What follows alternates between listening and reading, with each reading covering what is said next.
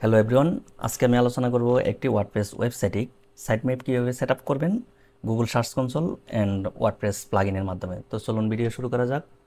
First আমি Chrome browser থেকে আমার ওয়েবসাইটে আসবো, যে ওয়ার্ডপ্রেসে আমি সাইটম্যাপ সেট আপ করবো।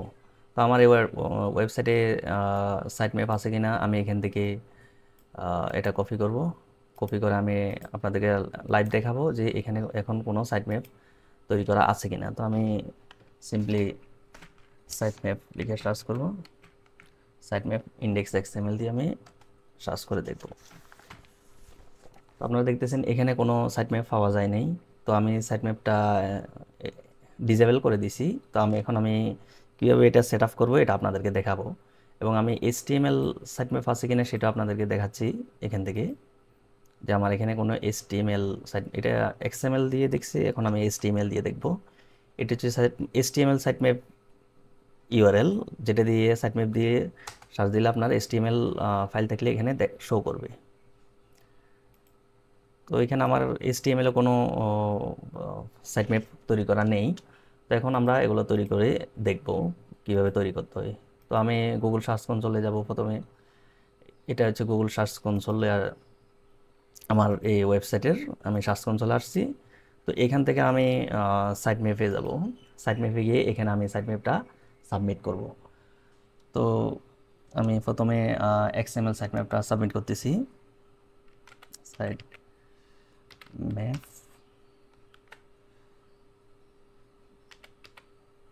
ইন্ডেক্স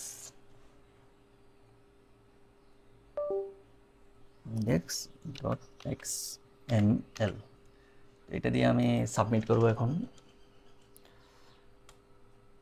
দেখা যাক এটা সাবমিট হয়ে গেছে। তো এরপর আমরা আরেকটা দেব, sitemap dot XML, sitemap dot XML, এটা দিয়ে আবার সাবমিট করব।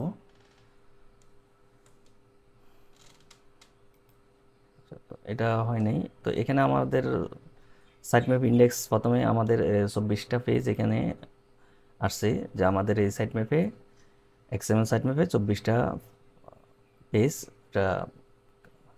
কাউন্ট করছে গুগল ক্রলার। এখানে আমি আরেকটা ডট XML সাবমিট।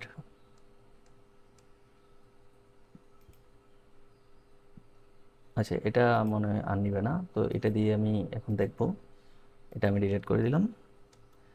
তো আমি এখন ওয়ার্ডপ্রেস ওয়েবসাইটে যাব আমার। এখান থেকে আমি ড্যাশবোর্ডে যাব। ড্যাশবোর্ড থেকে আমি এখন র্যাঙ্ক ম্যাপে যাব। আমি র্যাঙ্ক ম্যাপ দিয়ে সাইটম্যাপটা ইনস্টল করব। তো আপনাদের এখানে যাদের র্যাঙ্ক ম্যাপ নেই তারা আপনারা র্যাঙ্ক ম্যাপটা ইনস্টল করে নেবেন প্লাগইনস থেকে। আর না হলে আপনাদের যারা ইউজ করেন তারা ইউজ দিয়েও করতে পারেন। তো আমি এখানে ড্যাশবোর্ডে যাচ্ছি। ড্যাশবোর্ডে গিয়ে আমি নিচের দিকে স্ক্রল করব। এখানে অনেকগুলো অপশন আছে, AMP আছে, এখানে 404 মনিটর আছে, ইমেজ এসইও আছে। তো এখানে আমি একদম নিচে যাব। নিচে গিয়ে এই যে আমাদের সাইট ম্যাপটা, এই সাইট ম্যাপটা আমি এখান থেকে এনেবল করে দেব। এটা এনেবল করে দিয়ে আমি এখানে সেটিংসে দেখতেছি যে সবগুলো সেটিং ঠিক আছে কিনা, যে আমাদের পেজ, পোস্ট, অথর্স সবগুলো সাইট ম্যাপ আমাদের এনেবল আছে। তো এখন আমি আবার এখানে সাইট ম্যাপে যাচ্ছি। এখানে আবার এটা চেক করে দেখব সাইট ম্যাপটা হয়েছে কিনা। আমার ইউআরএলটা নিচ্ছি, আমি ইউআরএল নিয়ে এখন আমি সাইট ম্যাপ এটা দেখবো হয়েছে সাইট ম্যাপ ইন্ডেক্স এক্সএমএল।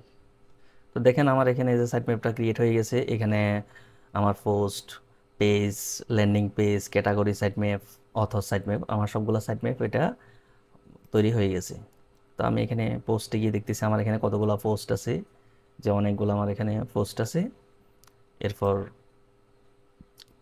আমি পেজে গিয়ে দেখতেছি আমার এখানে কতগুলো পেজ আছে। তো এখানে আমার অনেকগুলো পেজ আছে। তো এটার মাধ্যমে গুগল ক্রলার সহজে বুঝতে পারবে যে আমার এখানে কতগুলো পেজ আছে, পোস্ট আছে, এবং আমি গুগল ক্রলারকে এটা একটা দিক নির্দেশনা দিয়ে দিলাম যে আমার এই পেজ পোস্টগুলা তুমি ইন্ডেক্স করো।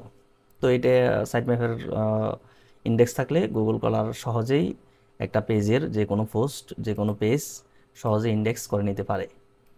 তো এখন আমরা দেখব HTML-এ কীভাবে সাইটম্যাপ ইন্ডেক্স করতে হয় বা সাবমিট করতে হয়, HTML-এ কীভাবে করতে হয়। এখন যেটা আমরা দেখলাম এটা হচ্ছে XML সাইটম্যাপ। তো HTML সাইটম্যাপ জন্য আমাদেরকে একটা পেজ ক্রিয়েট করতে হবে। এটা হচ্ছে সাইটম্যাপ দিয়ে একটা পেজ ক্রিয়েট করতে হবে। তো আমরা এখানে পেজে আসছি, পেজে থেকে আমরা একটা নিউ পেজ নিব। নিউ পেজ নিয়ে আমরা একটা পেজ ক্রিয়েট করব সাইটম্যাপ দিয়ে। এখানে HTML এ সাইটম্যাপটা এখানে আমি পাবলিশ করব, নিজেরাই ক্রিয়েট করে দিতে হয়, কিন্তু XML এ নিজেরা ক্রিয়েট করা লাগে না। তো এই সাইটম্যাপের পেজটাতে আমরা আমাদের সাইটম্যাপটা শো করবে।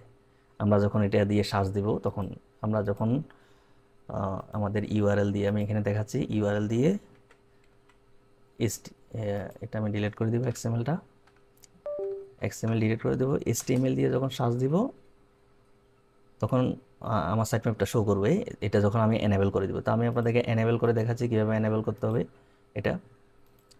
তো আমি আবার আমার ওয়ার্ডপ্রেসের ড্যাশবোর্ডে চলে আসলাম। আমি আবার র্যাঙ্ক ম্যাথে যাব, র্যাঙ্ক ম্যাথ থেকে আমি সাইটম্যাপ সেটিংয়ে যাচ্ছি।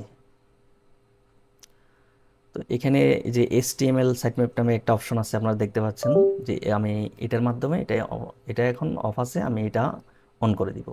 তো এটা অন করে দিলে আমার সাইটম্যাপটা অন হয়ে যাবে। আমি এটা অন করে দিলাম এবং আমার এখানে একটা কাজ করতে হবে যে ডিসপ্লে ফরম্যাটটা কি শর্ট কোডের মাধ্যমে দিব নাকি পেজের মাধ্যমে দেবো। তো আমি যে পেজটা ক্রিয়েট করছি এই পেজের মাধ্যমে চাচ্ছি আমি আমার সাইটম্যাপটা শো করবে। তো আমি এখানে আমার পেজটা সিলেক্ট করে দিব, SITEMAP। এখানে সাইটম্যাপ দিয়ে সার্চ দিলে আমার ওয়েবসাইটে যে পেজটা ক্রিয়েট করছি এই পেজটা এখানে আসবে। তো আমি এটা এখানে সিলেক্ট করে দিব। তো এইটাই হচ্ছে আমাদের কাজ। তো আমি এখন সেভ চেঞ্জ করে দিব। তো এটা এখন সেভ হয়ে গেছে, আমার HTML সাইটম্যাপটাও সেভ হয়ে গেছে। নিচের দিকে যাচ্ছি, এখানে অলরেডি যে এখানে ওরা দিয়ে দিয়েছে যে সিলেক্টেড পেজটাতে আমাদের সাইটম্যাপটা সেটিংস আছে। তো এখানে দেখছে select the page to display the HTML sitemap. Once the setting is saved, the sitemap will be displayed below the content of the selected page. তো আমি এই পেজে সিলেক্ট করে দিয়েছি যে আমার সাইটম্যাপটা এখানে শো করবে।